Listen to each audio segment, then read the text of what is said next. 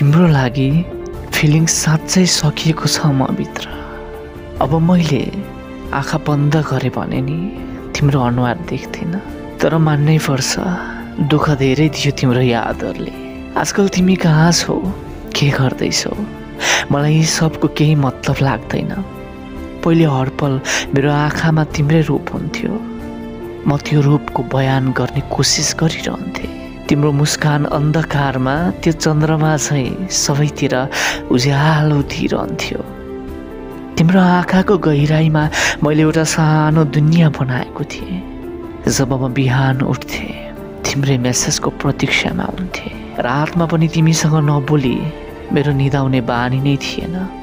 तिम्रो तस्बिर नहेरी त मेरो दिन नै जाँदैन थियो नि। तिमीलाई त मेरो याद पनि आउँदैन थियो होला, तर म फेरि पनि तिम्रै मेसेजको प्रतीक्षामा हुन्थेँ। तिमीलाई कोही अरूसँग देख्थेँ, मनभित्रै म पागल हुन्थेँ।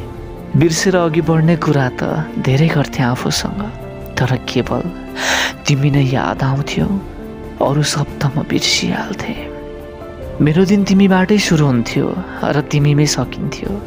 मलाई तिमी बाहेक अरू कुनै चिज ठिक लाग्दैन थियो र म सोच्थेँ सधैँ मलाई नै किन अरूको बानी लाग्थ्यो, मेरो बानी चाहिँ कसैलाई किन कहिले लाग्दैन। तर मलाई लागेको थिएन कि एक दिन म साँच्चै भुल्नेछु तिमीलाई। र हेर सबै फिलिङ्सहरू बिस्तारै सकिँदै गए। अब केही कुरामा पनि तिमीलाई मिस गर्दिनँ। तिम्रो प्रोफाइल नहेरेको नै सायद कति दिन भयो। अब तिमीलाई देखेर मेरो धड्कन बढ्दैन, मेरो दिमागमा सम्झनाको भिड हुँदैन। अब तिमी आउनु जानुको केही मतलब लाग्दैन मलाई।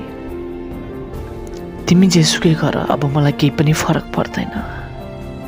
मात्र समय चाहिन्छ, यो समयले यादहरूलाई आफै मेटाइदिन्छ।